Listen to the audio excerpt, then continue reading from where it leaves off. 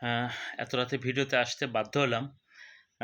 কারণ ঘটনা হচ্ছে যে হঠাৎ করে উত্তরবঙ্গে বন্যা দেখা দিয়েছে এবং উত্তরবঙ্গ আমরা সাধারণত বাংলাদেশের সব অঞ্চলের চেয়ে আমরা কেন জানি একটু অবহেলিত। কথাটা বলতে আমার এতটুকু দ্বিধা হচ্ছে না এই কারণ আমরা যুগের পর যুগ দেখে আসছি যে আমাদের উত্তরবঙ্গকে কেন জানি বাংলাদেশের একটি অবহেলিত অঞ্চল বলেই চিহ্নিত করা হয়ে থাকে। আপনারা দেখেন প্রতি বছর উত্তরবঙ্গে কিন্তু বিশাল আকার একটা বন্যা দেখা দেয় এবং তার জন্য কিন্তু মানুষের হাহাকার কান্নাকাটি কেন জানি মনে হয় যে সব সয়ে যাওয়ার মতো।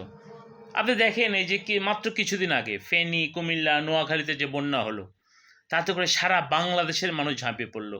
সারা বাংলাদেশের মানুষ ঢাকা বিশ্ববিদ্যালয় টিএসসিতে তাদের বিভিন্ন টাকা পয়সা অর্থ ডোনেট করলো, বন্যার্তদের সাহায্যে এগিয়ে আসলো। বিভিন্ন ট্রাক নিয়ে ত্রাণ সামগ্রী গেল বাংলাদেশের বিভিন্ন অঞ্চল থেকে, বিভিন্ন জেলা থেকে তাদের জন্য ঝাঁপিয়ে পড়লো।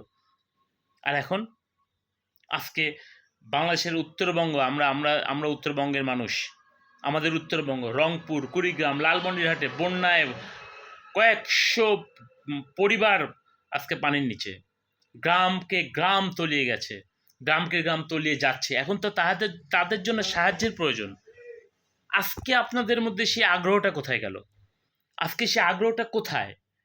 আমি তো খুঁজেই পাচ্ছি না। মাত্র কিছুদিন আগে মনে হলো যে মাত্র ৩-৪টা জেলার জন্য সারা বাংলাদেশ ঝাঁপিয়ে পড়লো। অথচ আজকে আপনি দেখেন আমাদের এই উত্তরবঙ্গে বন্যা দেখা দিল। অথচ মনে হচ্ছে যে মানে কেউ জানেই না বিষয়টা। আর বিষয়টা কেন জানি মনে হচ্ছে গা এড়িয়ে চলার মতো। কেন?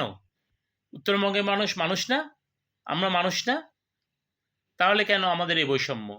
আপনাদের সবকিছুতেই এত বৈষম্য, তাহলে সবকিছুতে আবার এত উচ্চ উচ্চ আশা করে থাকেন কেন? সবকিছুতেই আপনারা যদি বৈষম্যই খুঁজে যান, বাংলাদেশ আগাবে কোত্থেকে?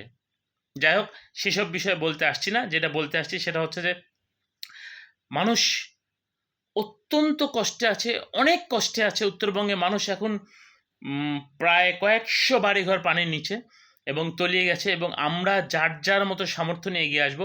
এবং বিশেষ করে আমি এখন আহ্বান জানাবো, আমরা যখন কিছুদিন আগে দেখলাম যে ফেনী, কুমিল্লা, নোয়াখালী মানুষ তারা কিন্তু আর্থিকভাবে অনেক সচ্ছল।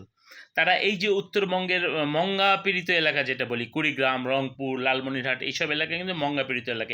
এইগুলো এলাকা কিন্তু ডেভেলপ নাই।